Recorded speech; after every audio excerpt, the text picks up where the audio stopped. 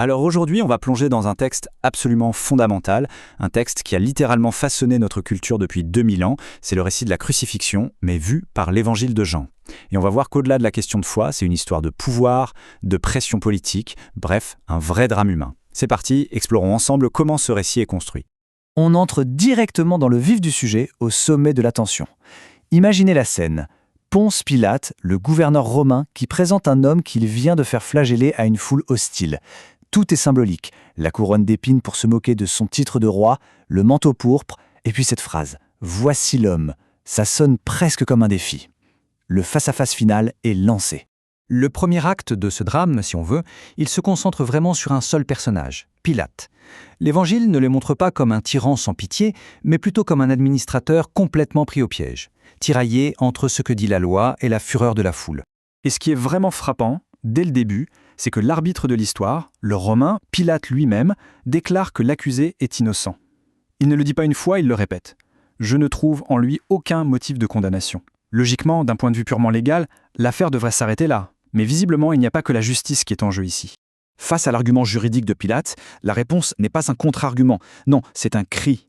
Les grands prêtres, les gardes, ils ne cherchent pas à débattre. Ils exigent une exécution, point. Le contraste entre la froideur de la loi et cette clameur, il est vraiment saisissant. Bon, là, le face-à-face est limpide. D'un côté, on a la position officielle de Pilate, qui cherche à relâcher Jésus. De l'autre, la pression de la foule. Et soudain, l'argument massu est lâché. Si tu le relâches, tu n'es pas l'ami de l'empereur. Et là, tout bascule. Une affaire locale devient une affaire d'État, de haute trahison. C'est la carrière de Pilate, et peut-être même sa vie, qui est en jeu. Et au milieu de tout ce chaos, le récit fait une pause, presque surréaliste, pour un dialogue philosophique. Pilate rappelle qu'il a le pouvoir de vie ou de mort. Et la réponse de Jésus renverse complètement la perspective. Ce pouvoir, lui dit-il, tu ne l'as pas par toi-même, il t'a été reçu d'en haut. En gros, l'autorité ultime, elle ne vient pas de Rome. Finalement, la pression est trop forte. Pilate finit par craquer. Il livre Jésus pour qu'il soit crucifié. Et là, changement de décor brutal. On quitte le tribunal pour se diriger vers le lieu de l'exécution, le Golgotha.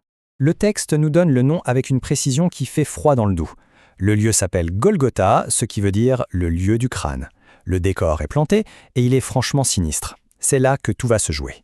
Pilate ne se contente pas de condamner, il ordonne qu'on place un écriteau sur la croix. Mais attention, ce n'est pas une simple étiquette d'identification.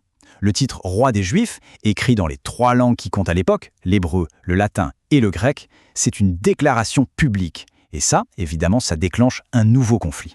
Les grands prêtres sont furieux, ils protestent. Mais la réponse de Pilate est sèche, définitive. Ce que j'ai écrit, je l'ai écrit. C'est fascinant. Après avoir cédé sur l'essentiel, c'est-à-dire la vie d'un homme, il se montre intransigeant sur un détail. C'est un peu sa dernière affirmation d'autorité, presque un acte de défi ironique. Pendant ce temps, au pied de la croix, la perspective change. On s'intéresse aux soldats. Le récit décrit leurs gestes avec une précision quasi clinique. Ils se partagent les vêtements, 4 parts. Mais il y a un problème avec la tunique. Elle est tissée d'une seule pièce. Alors, plutôt que de la déchirer, il la joue au dé. Pour l'auteur, ce détail n'est pas du tout anodin. C'est la preuve que même dans le chaos de l'exécution, un plan plus grand, annoncé dans les Écritures, est en train de se dérouler. Et là, le récit fait comme un zoom avant. On quitte la vue d'ensemble, les officiels, les soldats, pour se concentrer sur un cercle beaucoup plus intime. Un tout petit groupe de personnes qui sont là tout près de la croix. Et qui on trouve là? Pas les foules en colère, juste quelques fidèles. Le texte les nomme plusieurs femmes, dont sa mère, Marie, et le disciple, celui qu'il aimait. Après la fureur des cris et la froideur des soldats, ce petit noyau de loyauté offre un contraste vraiment saisissant. C'est à ce moment-là, depuis la croix, qu'on assiste à un échange d'une intensité incroyable. Jésus parle à sa mère. Il ne l'appelle pas maman, mais femme, un mot qui a une signification très forte dans cet évangile. Puis il la confie à son disciple. C'est bien sûr un acte de bienveillance pour s'assurer qu'elle ne soit pas seule, mais c'est aussi beaucoup plus que ça. Car le geste va dans les 2 sens. Au disciple, il dit « Voici ta mère ». En fait, le récit ne décrit pas juste un arrangement pratique. Il est en train de mettre en scène la naissance d'une nouvelle communauté, une sorte de nouvelle famille, qui n'est plus basée sur les liens du sang, mais sur la fidélité. Et elle se forge là, au moment même de la mort. On arrive maintenant au point culminant du récit, à l'apogée.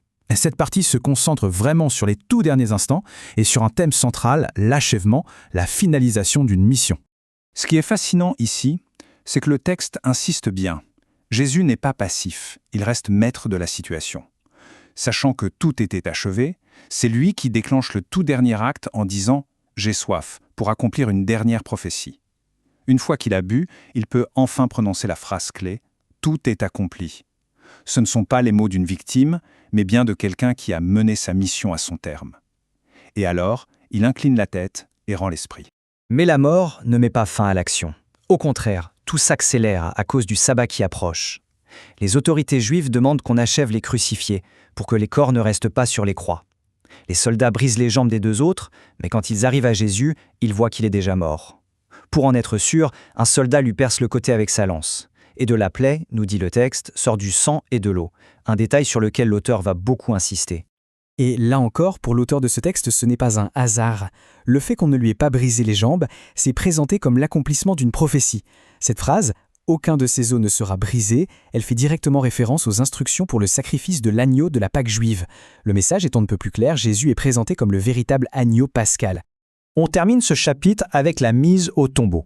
Et là aussi, c'est une véritable course contre la montre avant que le sabbat ne commence et que toute activité ne soit interdite. Et la surprise, qui s'en occupe? Pas les disciples les plus connus qui se sont enfuis, non, ce sont deux hommes, Joseph d'Arimathie et Nicodème, que le texte décrit comme des disciples secrets, des sympathisants. C'est au moment où le danger est à son comble que, paradoxalement, sortent de l'ombre et agissent au grand jour. Et leur geste est grandiose. Joseph va voir Pilate pour demander le corps, ce qui était un acte très courageux. Nicodème, lui, apporte une quantité énorme de parfums et d'aromates, environ 30 kilos. C'est un luxe normalement réservé aux funérailles des rois. C'est un acte de dévotion qui tranche radicalement avec l'humiliation de la crucifixion. Et les tout derniers détails donnés par le texte sont lourds de sens. Le tombeau se trouve dans un jardin, ce qui évoque bien sûr le jardin d'Éden. Et surtout, il est neuf. Personne n'y avait encore été déposé. L'auteur est clairement en train de préparer le terrain pour la suite. Il nous dit que quelque chose de totalement inédit est sur le point de se produire. Le chapitre se ferme sur une affirmation très forte de l'auteur. Il dit « Celui qui a vu a témoigné, son témoignage est vrai, et il le fait pour que l'on puisse croire. » Ce récit n'est donc pas présenté comme une simple chronique des faits. C'est un témoignage construit où chaque détail, de la parole de Pilate au jardin du tombeau, a un but.